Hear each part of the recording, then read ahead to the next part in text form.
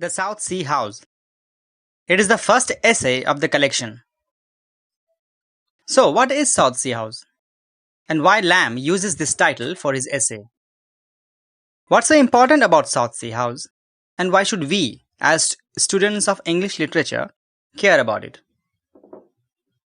Let's first understand the background of South Sea House. The South Sea Bubble, as it is famously called, was a scam by the South Sea Company which cheated and ruined thousands of investors in England. So, the title of the essay itself became intriguing and thus interesting to the readers when the essay was published. It was actually a smart move by Lamb to trick readers into reading the essay. The South Sea House was a company, a bank. It was a British joint stock company founded in 1711.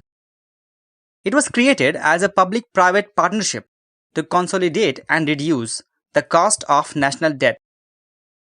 To promote national income generation, the company was granted a monopoly to trade with the islands in the South Seas and South America.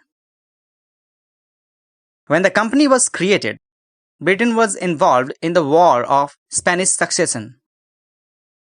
Spain and Portugal controlled most of South America.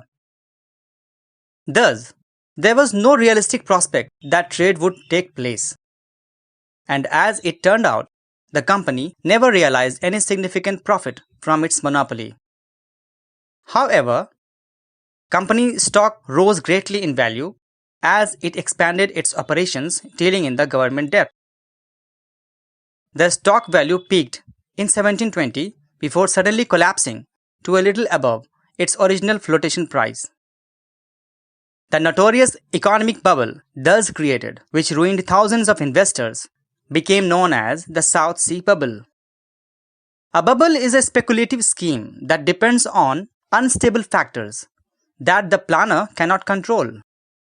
Thus, it was proved to be a hoax that cheated the people of England to make a profit. So, let's jump to the essay now. Lamb starts the essay by addressing the readers, that is, the contemporary inhabitants of England. If they have ever noticed a magnificent but decrepit old building with a brick and stone edifice, while passing from the bank to the flower pot, Elia describes the construction of the building and intimates the reader about the fact that he had worked in that building around 40 years back. This building was once very famous and was called the South Sea House. It actually rose into notoriety because of a hoax. Now you know what was the hoax. Lamb tells reader that this building, in part, was also responsible for the prosperity that England enjoyed then. After speaking of some other details of the house, like its library, he starts his thoughtful recollection of the people that worked there with him. Most of his colleagues were bachelors, as they could not earn enough money to run a family. For Elia, most of them were odd fish, like the people in Noah's Ark. As if the bank had two of all types of peculiar characters. Here is an allusion. It refers to a biblical story in which Noah collects a pair of all species of animals and birds into his ship before the great flood. Evans is the first character he describes. He was a sickly person who worked as a cashier. He was always melancholic and fearful in his job, but turned out to be a happy storyteller after the workday finished. Another man, Thomas Tame, worked under Evans, who had an air of a nobleman, but had a completely dull mind. A person called John Tip also worked there, who considered accounting the most important work in the world, and himself the greatest accountant. He was an amateur magician who did not know that his music was really bad. John did not like to be in the company of anyone.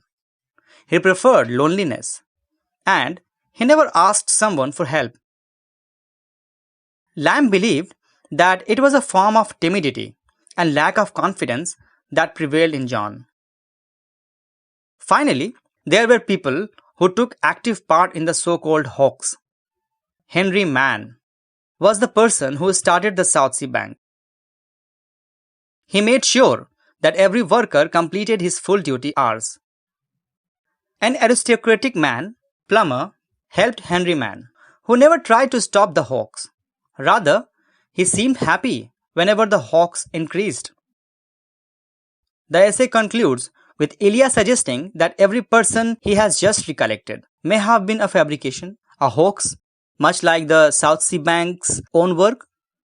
He tells the reader to be satisfied that he could be a witness to the South Sea Bank, and that his own existence could make the importance of the institution a little more material.